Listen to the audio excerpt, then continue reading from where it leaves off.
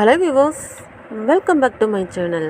இன்றைக்கி நம்ம சேனலில் முஸ்லீம் வீட்டு கல்யாணத்தில் ரொம்ப ஃபேமஸாக செய்யக்கூடிய நெய்சோறுக்கு சைடிஷான தாளிச்சா எப்படி செய்யலான்னு தான் இன்றைக்கி நம்ம பார்க்க போகிறோம். நம்ம இன்றைக்கி வந்துட்டு வெஜிடபிள் தாளிச்சா தான் செய்ய போகிறோம். ஃபஸ்ட்டு நான் வெஜிடபிள்ஸ்லாம் கட் பண்ணி வச்சுருக்கேன். கேரட், கத்திரிக்காய், உருளைக்கிழங்கு, வாழைக்காய், நெக்ஸ்ட்டு மாங்காய் சேர்த்தோன்னா இந்த தாளிச்சாவோட டேஸ்ட்டே செம்ம சூப்பராக இருக்கும். நெக்ஸ்ட்டு பருப்பு நம்ம வேக வச்சுக்கலாம். இதுக்கு நான் வந்துட்டு 1/2 கப் துவரம்பருப்பு, 1/4 கப் வந்துட்டு பாசிப்பருப்பு சேர்த்துருக்கேன். 1 டேபிள் ஸ்பூன் அளவு மஞ்சள் தூள், 2 கப் அளவு தண்ணி நான் சேர்த்துருக்கேன் பருப்பு வேக. நெக்ஸ்ட்டு கட் பண்ண வெஜிடபிள்ஸ் எல்லாத்தையும் நம்ம இதில் சேர்த்து வேக வச்சுக்கலாம். தாளிச்சா செய்கிறதுக்கு நமக்கு ரொம்ப ஈஸியாக இருக்கும். வெஜிடபிள்ஸ்லாம் பருப்புலேயே நல்லா பாயில் ஆகிறதுனால தாளிச்சா நம்ம குறைவான நேரத்திலே செஞ்சு முடிச்சிடலாம். இப்போ நம்ம இதை மூடி போட்டு மூடி வச்சிடலாம். ஒரு 2 விசில் வர வரையும் வேக வச்சுக்கலாம். நெக்ஸ்ட்டு ஒரு கடாயில் தேவையான அளவு எண்ணெய் சேர்த்து நல்லா ஹீட் பண்ணியிருக்கேன். நெக்ஸ்ட்டு ஸ்பைசஸ்லாம் சேர்த்துக்கலாம். பட்டை, கிராம்பு, இலை, பெருஞ்சீரகம். இதில் நம்ம கடுகு ஜீரகம் போட்டு தாளிக்கக்கூடாது, சாம்பார் டேஸ்ட்டு வந்துடும். ஸோ அதனால் கண்டிப்பாக பட்டை, கிராம்பு, ஏலக்காய் போட்டு தான் தாளிக்கணும். இப்போ ஸ்பைசஸ் நல்லா ஃப்ரை ஆகிடுச்சு. 2 பெரிய வெங்காயம் எடுத்து நீல வாக்கில் கட் பண்ணி வச்சுருந்தேன், அதையும் சேர்த்துக்கிறேன். வெங்காயம் நல்லா வதங்கட்டும். இதில் கொஞ்சமாக நம்ம சால்ட்டு சேர்த்துக்கலாம். வெங்காயம் சீக்கிரமாக வதங்கும் உங்களுக்கு. நெக்ஸ்ட்டு ஒரு 3 பச்சை மிளகாய் கீறி வச்சுருக்கேன். கொஞ்சமாக கருவேப்பிலை சேர்த்துக்கிறேன். இதையும் நல்லா ஃப்ரை பண்ணிக்கலாம்.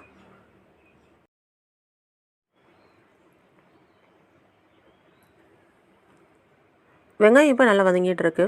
வெங்காயம் உங்களுக்கு நல்லா ஃப்ரை ஆகணும்னு அவசியம் இல்லை. நெக்ஸ்ட்டு ஒரு 2 தக்காளி எடுத்து நான் பொடியாக கட் பண்ணி வச்சுருக்கேன். அதையும் நான் இதில் சேர்த்துக்கிறேன். நல்லா ஃப்ரை ஆகட்டும்.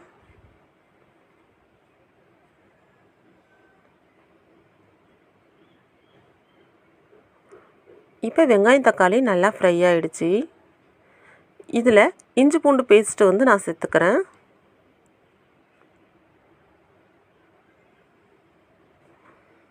இது நல்லா ஃப்ரை பண்ணுங்கள். இஞ்சி பூண்டோட பச்சை வாசனை போகிற அளவு நல்லா வதக்கிக்கலாம்.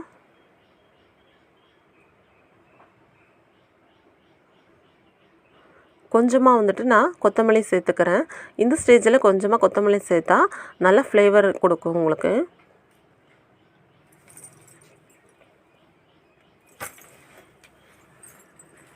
நெக்ஸ்ட்டு நம்ம வேக வச்சு எடுத்த பருப்பு, காய்கறியை நம்ம இதில் சேர்த்துக்கலாம்.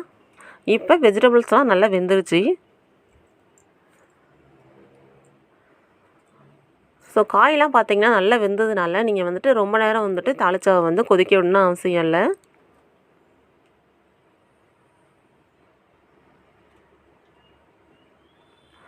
இந்த தாளிச்சா பார்த்திங்கன்னா நல்லாவே டேஸ்ட்டாக இருக்கும். இதிலே நீங்கள் நான்வெஜ் ஆட் பண்ணி செய்கிறதுனாலும் செய்யலாம். மட்டன் தாளிச்சா செய்வாங்க, அதுவும் நல்ல டேஸ்ட்டாக இருக்கும். இப்போ பருப்பு, காய்கறி எல்லாமே சேர்த்தாச்சு. நெக்ஸ்ட் இதில் 1/4 டீஸ்பூன் கரம் மசாலா சேர்த்துக்கிறேன். 1/4 டீஸ்பூன் மஞ்சத்தூள், 2 டேபிள் ஸ்பூன் அளவு குழம்பு மிளகாய்த்தூள் சேர்த்துக்கிறேன்.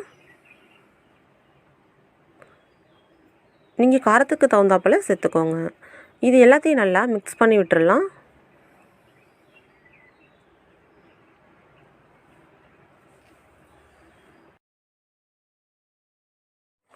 மசாலா எல்லாத்தையும் நல்லா மிக்ஸ் பண்ணியாச்சு. நெக்ஸ்ட் இதில் தேவையான அளவு சால்ட்டு சேர்த்துக்கலாம்.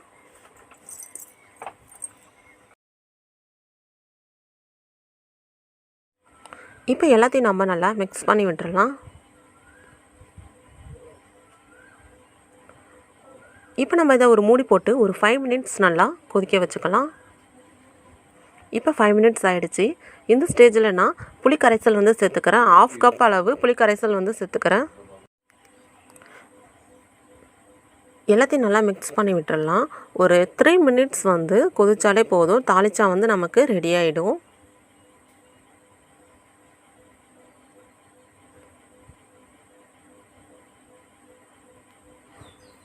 நெக்ஸ்ட் இதில் கட் பண்ணி வச்சுருந்த மாங்காய் வந்து சேர்த்துக்கிறேன்.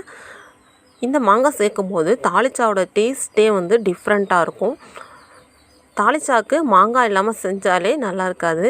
ஸோ மாங்காய் இருந்துச்சுன்னா கண்டிப்பாக சேர்த்துக்கோங்க. நெக்ஸ்ட்டு வந்து கொஞ்சமாக துருவின தேங்காய் சேர்த்துக்கிறேன். இப்போ எல்லாத்தையும் நல்லா மிக்ஸ் பண்ணி விட்டுறலாம்.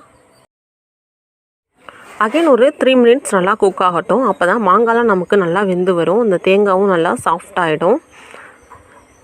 இப்போ தாளிச்சா நல்லா ரெடி ஆகிடுச்சு. இதில் வந்துட்டு நான் கொத்தமல்லியும் புதினாவும் சேர்த்துக்கிறேன். புதினா சேர்க்கக்குள்ள அந்த ஃப்ளேவர் வந்து தாளிச்சாக்கு சூப்பராக இருக்கும்.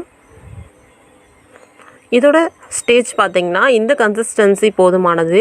ஏன்னா நம்ம பருப்பெல்லாம் நிறைய சேர்த்துருக்கோம். ஸோ அதனால் நம்ம ஆஃப் பண்ணிட்டோம். அதுக்கப்புறம் பார்த்திங்க அப்படின்னா இன்னும் திக்காகிடும். இப்போ பாருங்கள், சூப்பரான கல்யாண வீட்டு தாளிச்சா ரெடி ஆகிடுச்சு. இந்த தாளிச்சாவை நெய்சோறு கூட வச்சு சாப்பிடும்போது சும்மா ஜம்முன்னு இருக்குங்க. இந்த ரெசிபியை நீங்களும் ட்ரை பண்ணி பார்த்துட்டு உங்களோட ஃபீட்பேக்ஸ் எனக்கு ஷேர் பண்ணுங்கள். இந்த வீடியோ பிடிச்சிருந்துச்சுன்னா உங்கள் ஃப்ரெண்ட்ஸ் அண்ட் ரிலேட்டிவ்ஸ்க்கு நிறைய ஷேர் பண்ணுங்கள். மறக்காமல் VijiCare Tech சேனலை சப்ஸ்கிரைப் பண்ணிவிடுங்க. நெக்ஸ்ட்டு ஒரு சூப்பரான வீடியோவோட நான் உங்களை மீட் பண்ணுறேன். தேங்க்ஸ் ஃபார் வாட்சிங்.